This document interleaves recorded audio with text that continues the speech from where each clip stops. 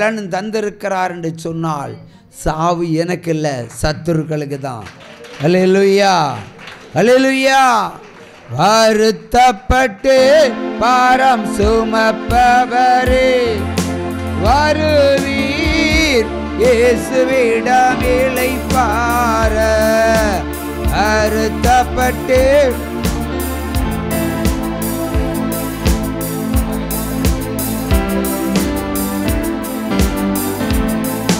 பெரும்பாடுள்ள ஒரு ஸ்திரீ இருந்தால் கடும் நோய் நீங்க பலரிடம் சென்றாள். பெரும்பாடுள்ள ஒரு ஸ்திரீ இருந்தால் கடும் நோய் நீங்க நம்பிக்கை இழந்தால் நாதன் இயேசுவை கண்டார்.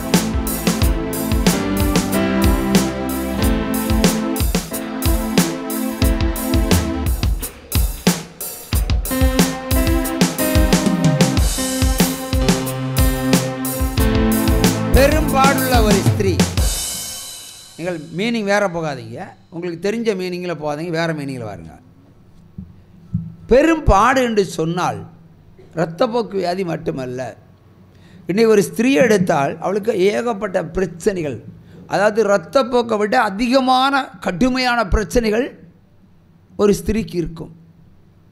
குடும்ப பிரச்சனையாக இருக்கலாம், கணவன் பிரச்சனையாக இருக்கலாம், மனைவி பிரச்சனையாக, பிள்ளைகளுடைய பிரச்சனைகளாக இருக்கலாம், கடன் தொல்லையாக இருக்கலாம், உபத்திரமாக இருக்கலாம், தரித்திரமாக இருக்கலாம், வெட்கமாக இருக்கலாம், இல்லையா?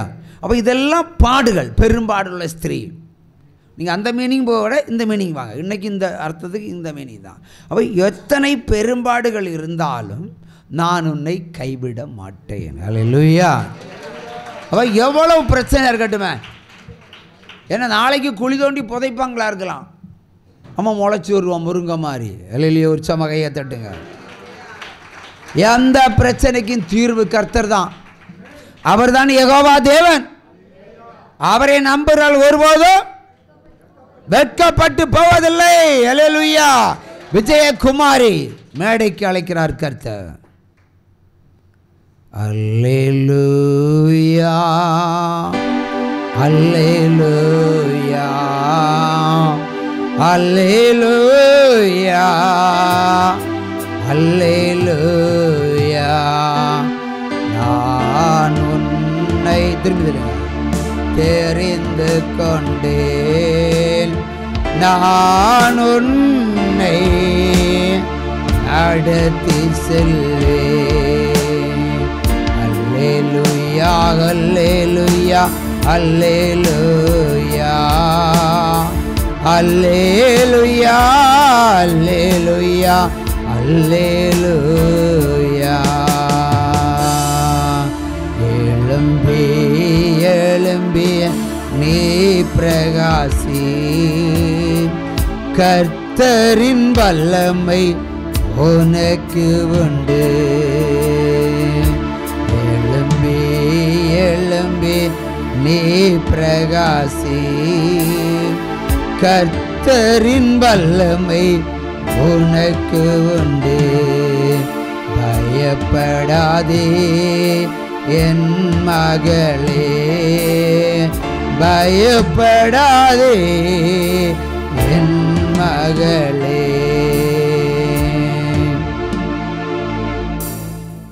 உன் பாடுகள், உன் வேதனைகள், உன் நடுக்கம், உன் கலக்கம், உன் துக்கம், உன் உபத்திரவம், உன் பிணிகள், உன் வறுமை, உன் பஞ்சம், கைவிடப்பட்ட நிலையில் இருக்கிற உன்னை நான் தூக்கி எடுத்து இதோ உயர் அடைக்கலத்தில் வைக்கிறேன். அல்லேலூயா. உயர் அடைக்கலத்தில் வைக்கிறேன். அல்லேலூயா. பிள்ளைகளை குறித்துள்ள கலக்கம் இனி உனக்கு வேண்டாம். அல்லேலூயா. உன் பிள்ளைகள் இனி என் பிள்ளைகள். கர்த்தராகிய தேவன் பலத்த காரியத்தை உன் இல்லத்தில் செய்து முடிப்பேன்.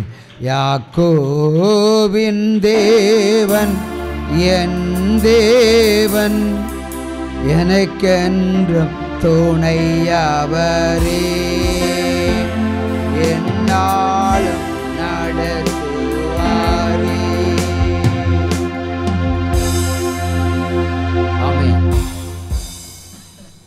உட்காருங்க சிஸ்டர். ஹல்லேலூயா, ஹல்லேலூயா, ஹல்லேலூயா, ஹல்லேலூயா. உற்சாகமாக கையை தட்டி, உற்சாகமாக கையை தட்டி. சிங்கக்கேவியோ சூளை நெருப்போ அவன் நம்மை காத்திடுவார். சிங்கக்கேவியோ சூளை நெருப்போ அவர் நம்மை காத்திடுவார். அல்லேலூயா, அல்லேலூயா. நம்புறீங்களா? அவர் காப்பாரா? சிங்கக்கேவியாக இருந்தாலும் காப்பாற்றுவார், கொள்ள வியாதியாக இருந்தாலும் காப்பாற்றுவார், இருதய வியாதியாக இருந்தாலும் காப்பாற்றுவார். நம்முடைய நம்பிக்கை அவர் மேல் இருக்க வேண்டும். அல்லேலூயா. அதாவது மரித்து போகிற மனிதனுடைய மனைவியிடத்தில் அவர் என்ன சொன்னார்? இந்த ஊழியத்தில் நடைக்காவலில் போய் என்ன சொன்னார்? நம்பிக்கையை விடாதே, அவன் பிழைப்பான் என்றார். நம்பிக்கையை விடாதே அன்று வேதத்தில் சொன்னார், இன்று இந்த ஊழியத்திலே சொல்லியிருக்கிறார். ஒரு சம கையை தட்டலாமா? அல்லேலூயா. அவை கூடாதது ஒன்றுமில்லை. நீங்கள் நம்பிக்கை இழக்கக்கூடாது. 1000 அம்புகள் தைக்கட்டுமே, என் ஏசப்பா இருக்கிறாருன்னு தானீங்க. அல்லேலூயா. வியாதியஸ்தராக இருக்கலாமே, கவலைப்படாதீங்க, கர்த்தர் செய்ய போகிறார் அற்புதம் நினைச்சிடுங்க. அல்லேலூயா. திருச்சி மாநகரத்தில் இருந்து ஒரு பொண்ணுக்கு கர்ப்பத்தில் கட்டி, கேன்சர் கட்டி, அது சர்ஜரி பண்ணக்கு இருக்காங்க, சர்ஜரி பண்ணுறதுக்கு இருக்காங்க. ஏன்டா கல்யாணம் ஆன புதுசு, ஆனால் கர்ப்பத்தில் கட்டி. மாமியார் சொல்லுவா, நீ நீ என்ன பண்ணுறது, நீ டைவர்ஸ் பண்ணிடு, வேற பொண்ணு கல்யாணம் பண்ணிக்கலாம். இன்னும் மாமியாரை சொல்கிறது. இத்தனையும் அந்த பொண்ணுக்கு ஊர் தூத்தூர் நடைக்காவு தான், அந்த சின்னத்தூரை தான், அந்த ஊர் தான், திருச்சியில் இருக்கிறா. அதெல்லாம் அற்புதம் நடந்து முடிஞ்ச பிறகு தான் எங்கள் ஊர், இந்த ஊர் சின்ன வயசுலேயே போயிருக்காங்க போல இருக்குது.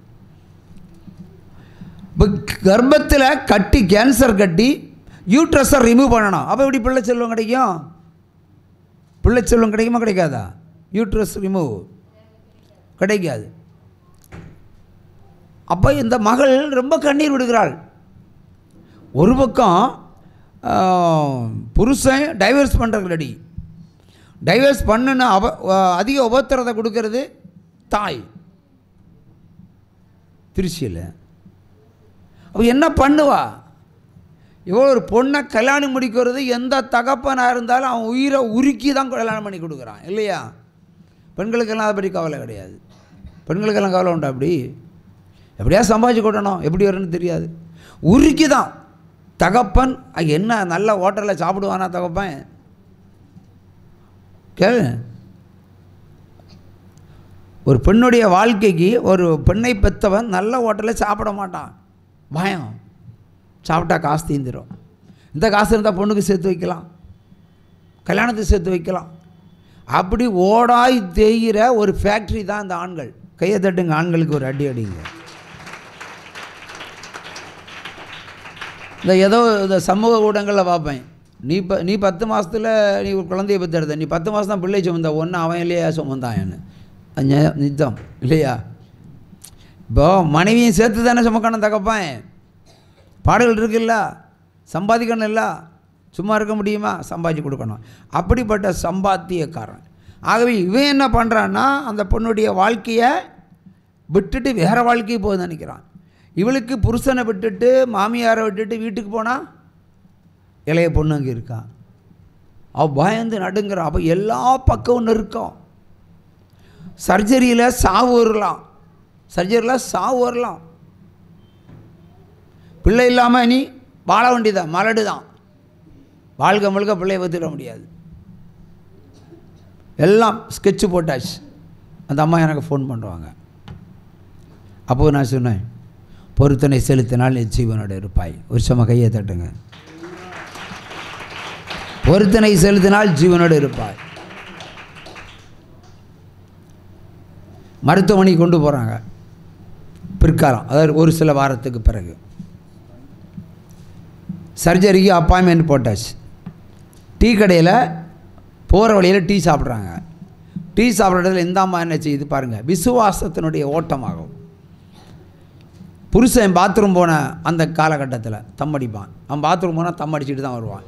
இந்த கேப்பில் 1 ரூபாய் எடுத்துக்கிட்டு, நான் புத்தகத்தில் எழுதியிருக்கிறேன், 1 ரூபாயில் கேன்சர் கட்டி சொஸ்தம்னு. பழைய புக்கில் உண்டு, இப்போ இந்த புக்கில் இருக்கான்னு தெரியல. ₹1 கேன்சர் கட்டி சொஸ்தம். அந்த ₹1 எனக்கு தரல, கர்த்தருக்கு கொடுத்துட்றான். புருஷன் பாத்ரூமில் போய் தம் அடிச்சுட்டு திரும்பி வர முன்னாடி ஓடி போய் ஹோட்டலில் போய் ₹1 காயினை போட்டு எனக்கு பேசுகிறான், பாஸ்டர் சர்ஜரி கூட்டு போகிறாங்க, எனக்கு பிள்ளை வேண்டும், பிள்ளை வேண்டுமானால் யூட்ரஸ் வேண்டும், நீங்கள் ஜெபம் பண்ணுங்க, அது ஒன்றே போதும், எங்கிட்ட வேறு எதுவுமே இல்லை. அந்த ஒத்த ரூபாயை அது காயினாக போட்டு என்னிடத்தில் பேசுனது தான் அது ஒரு பொருத்தனைக்கு சமம். உற்சாகமாக கையை தட்டுங்க. நான் சொன்னேன், இந்நேரமே நீ சொஸ்தமாகறா. அவ்வளோதான், ஃபோனு கட்டாச்சு. அவர் ரிப்ளை சொல்ல முடியும், ஃபோனு கட்டாச்சு. அடுத்து அவள்கிட்ட காசு கிடையாது. அதான் ₹1 பொறுத்தனை. என்ன எவ்வளோ சூழ்நிலை நெருக்கடி. ஒரு பக்கம் மாமியார், ஒரு பக்கம் பெற்றோர்கள், ஒரு பக்கம் புருஷன், ஒரு பக்கம் மருத்துவம், ஒரு பக்கம் கேன்சர் கட்டி. கேன்சர் கட்டி கர்ப்பத்தில் வந்தால் மனுஷன் நிம்மதியாக வாழ முடியுமா? எந்த நேரம் சாவு விழுவுன்னு தான் பயம்தான் இருக்கும். எந்த நேரம் செத்து போயிடுவோன்னு திகிலோடு அவள் தூங்குவா. தூக்கம் வருமா? வராது. அதான் பாடுகள். இந்த பாடுகள் மத்தியிலேயும் நம்பிக்கையாய் ₹1 விதைத்தாள் அல்லவா, அதுவே கர்த்தர் பொருத்தனையாக அங்கீகரித்து அவளுக்கு விடுதலையை கொடுத்தார். விடுதலை நாயகன் வெற்றியை தருகிறார், எனக்குள்ளே இருக்கிறார், என்ன ஆனந்தம். உற்சாகமாக கையை தட்டி பாருங்க. எனக்குள்ளே இருக்கிறார். ஹல்லேலூயா. நமக்குள்ளதான் ஆண்டவர் இருக்கிறார். நமக்குள்ளதான், நம்முடைய இருதயத்துக்குள்ள ஆண்டவர் இருக்கிறார். நம்ம போய் சென்னையிலையும் லண்டன்லையுமே தேடுவோம், ஆண்டவர் அங்கே இருக்கார் இங்கே இருக்காருன்னு. உங்களுக்குள்ளே இருக்கிற தேவனை நீங்கள் முதல்ல கண்டுபிடிக்கணும். ஹல்லேலூயா. இருதயத்தின் ஆழத்தில் இருந்து நீங்கள் விண்ணப்பங்களை வைங்க. என்ன வேணுமா வைங்க, இன்னைக்கு கேளுங்க, அவர் கொடுத்துருவார். அந்த 3 மாதம் தான் டைமிங் உங்களுக்கு. இந்த 3 மாதம் வாக்குத்தத்தம் இருக்குது. கிறிஸ்துமஸ் நெருங்க போகிறோம் இல்லையா? போன மாதம் அப்படி தான் சொன்னார், இந்த மாதம் அப்படி தான் சொல்கிறாரு. ஆகவே கிறிஸ்துமஸ் நெருங்க போகிறோம். 3 மாதத்தில் அவருடைய எல்லா இறக்கத்தையும் நீங்கள் பெற்றுக்கொள்ளலாம், எல்லா ஆசீர்வாதத்தையும் பெற்றுக்கொள்ளலாம், எல்லா பாக்கியத்தையும் பெற்றுக்கொள்ளலாம். கழுவ வேண்டியதெல்லாம் கழுவிருங்க, பெற்றுக்கொள்ள வேண்டியது பெற்றுக்கொள்ளுங்க. அவ்வளோதான் சொல்லுவேன். ஏன்னா பாத்திரத்தை கழுவுனா தான் சோறு வைக்க முடியும் இல்லையா? கழுவம் வைக்க முடியாது. அதனால் கழுவணும். நீங்கள் அவங்கவங்க பாவங்க உங்களுக்கு தான் தெரியும், எனக்கும் தெரியும், ஆண்டவருக்கும் தெரியும். ஆனால் ஆண்டவர் எனக்கு சொன்னால் மட்டும்தான் எனக்கும் தெரியும். ஆகவே அவரவர் நீங்கள் போய் வீடுகளில் போய் உங்களுடைய எல்லா குறைகளையும் ஏசப்பாட்ட அறிக்கையிடுங்க. இன்றைக்கி மட்டும், நாளைக்குன்னு வேண்டாம். சும்மா அறிக்கையிட வேண்டிய அவசியம் கிடையாது, அதெல்லாம் தேவையில்லாத காரியம். இன்றைக்கி மட்டும், இந்நாள் வரைக்கும், இத்தனை வயசில் இந்நாள் வரைக்கும் செய்த மொத்தத்தையும் அவர் பாதத்தில் ஊற்றுங்க. ஊற்றிட்டு நீர் என் அப்பான்னு சொல்லுங்க, நான் உன் பிள்ளை அல்லவா. அவ்வளோதான், நான் உமது பிள்ளை அல்லவா. போதும். தூக்கி தோளில் வச்சு கொஞ்சி கூத்தாடி உங்களை எப்படி உயர்த்தணுமா அப்படியே உயர்த்துவார். என்ன விடுதலையோ அது வந்து சேரும், என்ன கொள்ள வியாதியோ அது ஓடி போகும். அல்லேலூயா. ஆகவே பயப்படாமல் இருங்க. நம்ம தேவன் அப்படிப்பட்ட தேவன், யாருக்கும் கிடைக்காத பொக்கிஷம் அவர் தான். ஏசாயா 45:4 என்ன சொல்கிறாரு? வெண்கல கதவை உடைத்து இரும்பு தாழ்பாலை முறித்து அந்த காரத்தில் இருக்கிற பொக்கிஷமும் ஒளிப்படத்தில் இருக்கிற புதையலையும் நான் உனக்கு தருவேன். வாக்குத்தத்தம் இன்றைக்கு பெற்றுக்கொள்ளுங்க. அல்லேலூயா. ஆகவே முடிக்கும் தருவாயில் இருக்கிறோம். வேத வசனத்தை இதுவரைக்கும் தியானிக்கவில்லை. ஆகவே இன்று வாசித்த வேத புஸ்தகத்திலிருந்து கோவப்படாமல் பொறுமையாக இருங்க. ஒரு வசனத்தை எடுத்து தியானிக்க போகிறோம். ஏசாயா 45:4. அதில் உங்களுக்கு பிரியமான ஒரு வேத வசனத்தை சொன்னால் தியானித்து முடிக்கலாம்.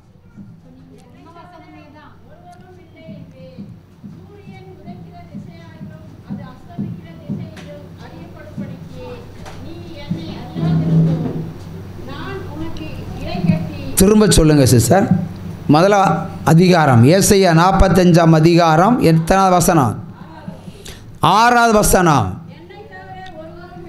என்னை தவிர வேறு ஒருவரும் இல்லை. அடுத்து நெக்ஸ்ட். சூரியன் உதிக்கிற திசையிலும் அது அஸ்தமிக்கிற திசையிலும் அறியப்படும்படிக்கு நீ என்னை அறியாதிருந்தும் நான் உனக்கு இடை கட்டினேன். நானே கர்த்தர், வேறொருவரும் இல்லை. அல்லேலூயா. சூரியன் உதிக்கிற திசை எங்க? உங்களுக்கு தெரிஞ்ச சொல்லுங்க. கன்னியாகுமரி. சூரியன் மறைகிற திசை எங்க? கன்னியாகுமரி. அவ எங்கே இருக்கு? நம்ம மாவட்டம்தான். சூரியன் உதிக்கும் திசை தொடங்கி அது அஸ்தமிக்கும் திசை வரைக்கும் அவருடைய மகிமையை காண்பீர்கள். அப்போ வெளிப்பாடு, கர்த்தருடைய வருகை எங்கே இருக்கு? இங்கே தான் இருக்கு. ஹல்லேலூயா. இங்கிருந்து தான் ஒரு ஊழியக்காரனை பிடிச்சிருக்காரு. அதை என்ன பிடிச்சிருக்கிறாரு? சூரியன் உதிக்க திசையிலிருந்து அஸ்தமிக்கும் திசையிலிருந்து நீ என்னை அறியாமல் இருந்தும் நான் உன்னை இடை கட்டினேன். ஹல்லேலூயா. சாராயம் குடிச்சிட்டு இருந்த என்ன, பேசிகளுக்கு பின்னாடி போன என்ன பிடிச்சி கொண்டு என்ன பண்ணுறாரு? பரிசுத்தம் பண்ணி ஒரு ஊழியக்காரன் நியமிச்சிருக்கிறார் இல்லையா? கர்த்தருடைய வருகைத்தான் நான் அறிவிக்கிறேன். வரப்போகிறாரு, பரிசுத்தமாகணும் தானே சொல்கிறேன். வேறு என்ன? கீழ்ப்படிங்க, உயர்த்த போகிறாருன்னு சொல்கிறேன். என் அப்பான்னு கூப்பிடுங்க, உங்களுக்கு விடுதலை தரான்னு சொல்கிறேன். நீங்கள் பைபிளை வாசித்து பாருங்கள். விளவங்கோடு தமிழில் தான் அந்த பைபிள் இருக்கும், ஆர்சி தமிழை தவிர. மலையாளம் கலந்த அநேக மொழிகள், வார்த்தைகள் இதில் புரண்டு ஓடுகிறது வேதத்தில். ஒரு ரகசியம் சொல்கிறேன். ஏசாயா புஸ்தகத்தை படித்து பாருங்கள், கம்ப்ளீட்டாக அந்த லாங்குவேஜ் வரும். நாங்கள் பேசுகிற வார்த்தைகள் நிறைய வரும். அதுக்கு இன்னும் ஒரு நாள் ஒரு சுவிசேஷம் அறிவிக்கலாம். இப்போ சொஸ்தம் அப்படி சொன்னால் என்ன? மலையாள